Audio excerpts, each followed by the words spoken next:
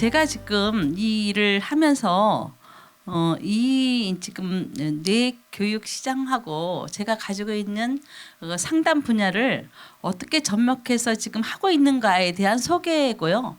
이건 학습적 의미의 어떤 학술 대회가 아니기 때문에 약간 비즈니스 차원에서도 말씀을 좀 드리겠습니다.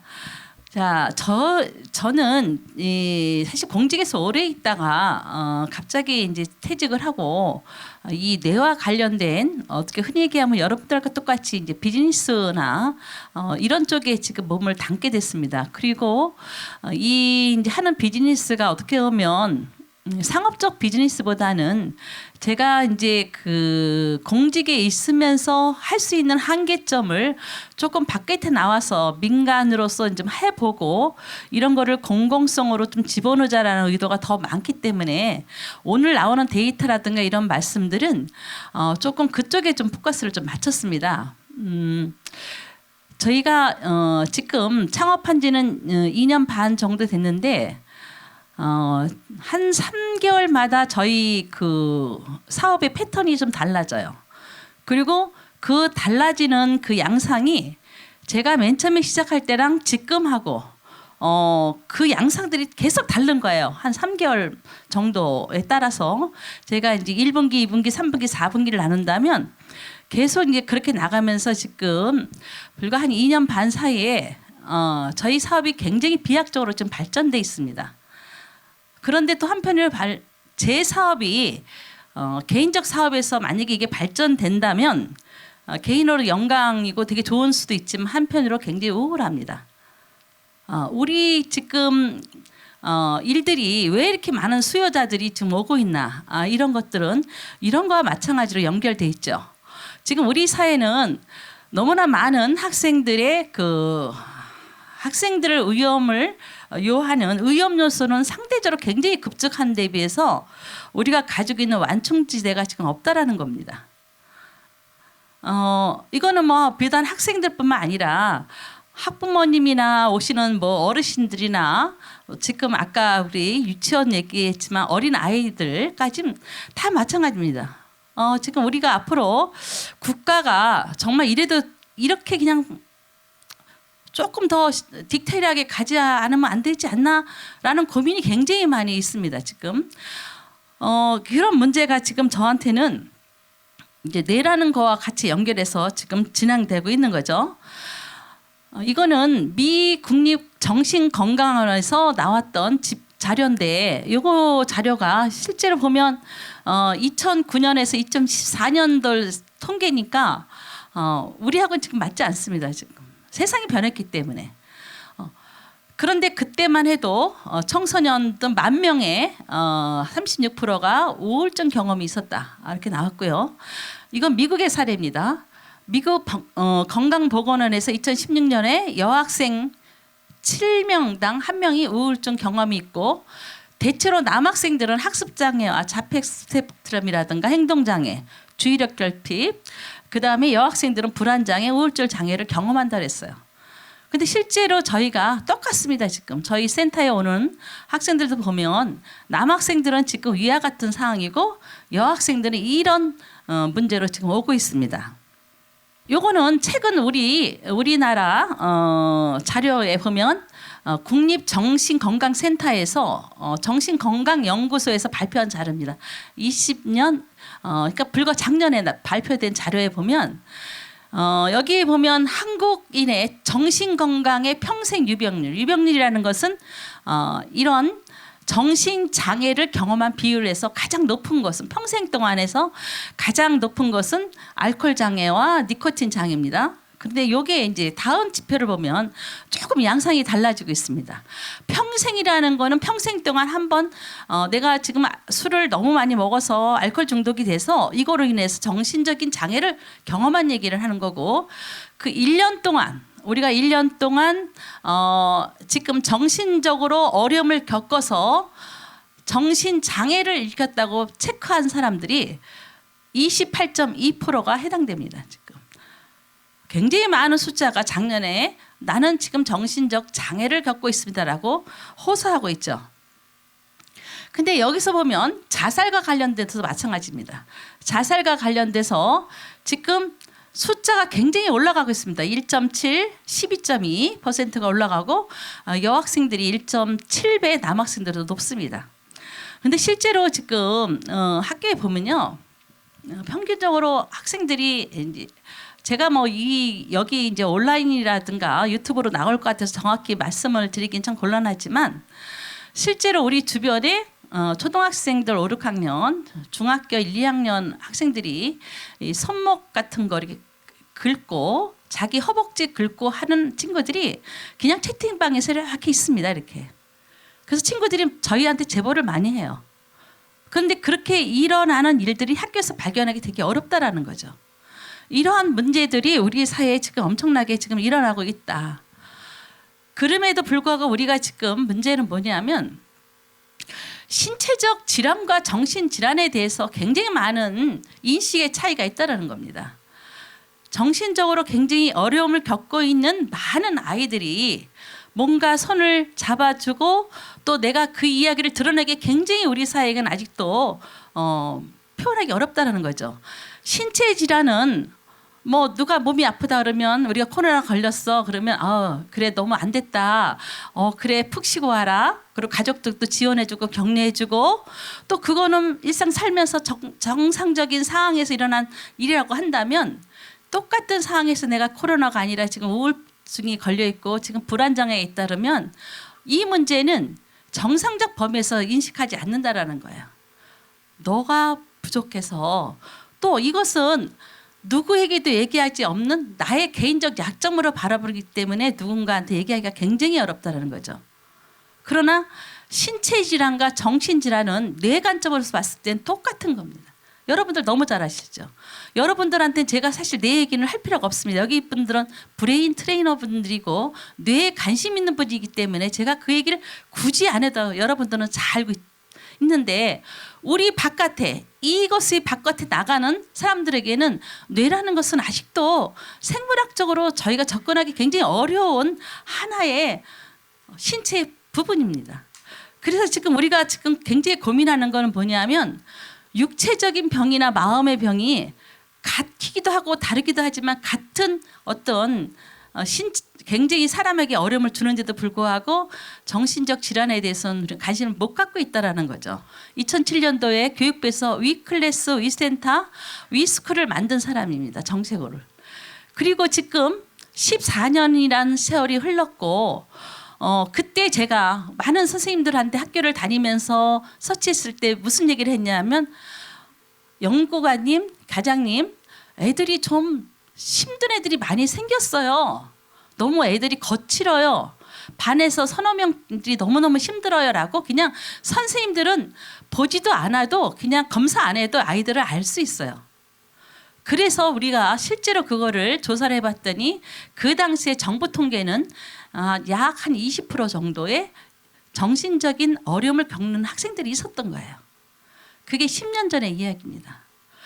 불과 지금 그리고 세월이 지나서 12년, 13년 지나가서 이 프로젝트가 생긴 지 벌써 10여 년이 지나는데 우리 여전히 국가에서는 그런 안전망을 만드는데 불구하고 우리 아이들은 더 많은 아이들이 지금 이런 고통에 빠지고 있다면 우리가 전면적으로 다른 고민을 해야 된다는 거죠. 그래서 생각했던 게 뇌라는 것을 한번 접목해보자라는 생각을 하는 겁니다. 지금 왜 지금 이 센터뿐만 아니라 지금 우리가 가지고 있는 상담실 여러분들이 접하고 있는 곳에 우리 학생들을 대하는 여러 가지 상담 시스템을 한번 이 시점에서 다시 한번 생각해보는 시점이 되지 않았나 생각을 하는 겁니다. 아이들이 변해 있어요. 전혀 10년 전의 아이들이 아니라는 걸 여러분들 다 아시죠? 우리는 이미 아이들이 디지털 세상에 다 빠져 있고 우리들의 안충작용은 거의 완충지대가 없어졌습니다. 제가 우리 아이들 보고 아이들을 걱정하면서 더 걱정하는 게 누구냐면 아이들의 부모님들입니다. 부모님들이 너무나 슬프고 너무 우울해요. 지금 40대 30대 어머니들이 너무 아이들을 케어하기에는 본인 자체도 되게 힘든 이런 상황입니다. 이 때문에 이런 지금 우리가 전면적으로 우리 아이들이 상담이라든가 이 시스템에서 제가 위센터를 만들고 하는 그 과정에 이런 부분을 한번 점검해 보자는 거죠. 우리 아이들이 종전 방식으로 진단하는 게 가능할 것인가? 우리 아이들한테 지금으로 설문을 하는 도구적인 게 가능할 것인가의 생각입니다. 그리고 이런 것들이 평가라든가 또 상황이 변하고 다양한 문제가 일어났을 때 과연 이것이 맞느냐는 그 질문에서 출발을 해서 루럴 카운셀링이라는 걸 만드는 겁니다. 여러분들이 우리가 알고 있는 종전의 상담이라는 것 자체도 이런 상담의 여러 가지 기법 자체도 따지고 보면 결국은 뇌에 관련된 거와 같이 있기 때문에 우리는 기존의 상담에서 뇌라는 특수한 신경과학 원리를 집어넣어서 보다 저는 뉴로 카운슬링이 다른 말 없습니다. 뉴로 카운슬링이라는 거는 뭐 복잡하게 생각할 거 없습니다. 이거보다 지금 현재 가지고 있는 어떤 상담 이론에 좀 더 내가 그런 상담 선호 기법을 존중하되 보다 빠르게 내담자를 치유하는 데 도움을 주자는 겁니다. 너무 시간이 없기 때문에 우리 아이들 자체가. 그래서 뉴로 카운슬의 개념은 뇌과학, 신경과학을 이해한 적용한 상담 기법이라고 하고 요 상담사는 여러분들 같이 브레인 트레이너도 가능하고 실제 기존에 있는 상담사나 선생님이나 또 이것에 관련된 여러분들도 가능하다는 겁니다. 작은 의미로는 좁은 의미로는 저는 그렇게 지금 이 사업을 비즈니스를 공공성 있게 하면서 느끼는 거는 뭐냐면 뉴로 카운슬링이라는 것은 결국 우리가 하고 있는 상담의 절체 속에서 이런 뇌기능 검사라든가 뉴로 피드백이라든가 지금 했던 뇌체조리라든가 다양한 것들을 현재 우리 아이들을 빠르게 치유할 수 있도록 도와주는 것이 뉴로 카운슬링 아닌가 이런 생각을 하고 있습니다. 그러면 우리는 어떤 것을 해야 되냐면 뇌에 대한 기본적인 이론과 원리 또 상담적인 것 또 시대의 아이들의 특성을 알지 아니하면 절대로 할 수가 없습니다. 그래서 지금 우리가 브레인 트레이너 여러분들이나 또 저희 같이 상담사에 있는 선생님들이나 다 각자가 부족한 부분을 채워넣어야 된다고 생각합니다. 그래야지만 사실은 비즈니스로 성공하고 실제 이 학생들을 도와주시지 않나 싶습니다. 제가 시간이 많지 않기 때문에 마지막으로 몇 가지만 말씀드리겠습니다. 이 사람들의 이야기들을 우리는 귀담아 들어야 된다는 거예요. 저는 그래서 뇌를 많이 하는데 이게 미 국립 정신보건원에 여기 이제 토마스 인설이라는 원장님께서 이제는 정신건강의 문제는 뭐냐면 생물학적인 장애임에도 불구하고 우리는 여전히 그것을 인정하지 않았다. 그래서 모든 의사들이요 앞으로 해로 이상을 우리 뇌에 관련된 해로를 고치는데 전체적으로 시각을 돌려라 그런 말씀을 하셨어요. 그리고 제가 오늘 여기 나온 이 에이먼의 얘기를 한번 이제 말씀을 드리면 이거 공부하는 책이라는 저자인데 이분은 뭐라 그러냐면 나는 정신과 의사인데 지금 정신과 의사가 아직도 1800년도에 상담 기법으로 추측으로 인간을 상담하고 있다는 거죠. 뇌 발달이 이렇게 의학이 발달돼서 세상이 다 뇌의 기저를 알고 있는데도 불구하고 유일하게 정신과 의사들만 뇌 자체도 보지도 않고 추측으로만 지금 사람을 고친다고 하니 정신과 의사들에게 새로운 어떤 이 시각을 돌려달라 이런 측의 이런 말씀을 하셨습니다. 제가 많은 학생을 만나고 많은 학부모님 만나면서 물어봐요. 여러분들의 뇌를 한번 들어봤어요? 그러면 보본 적이 없다 그러죠. 다. 우리가 다 검사를 해봐도 뇌 검사를 한 번도 해본 적이 없죠. 거의. 그래서 저는 이런 아이들이 뇌에 대한 여러 가지 기반을 교육도 하고 또 이런 기능 검사도 하고 해서 주로 저희는 공공기관에 지금 많이 들어가고 있습니다.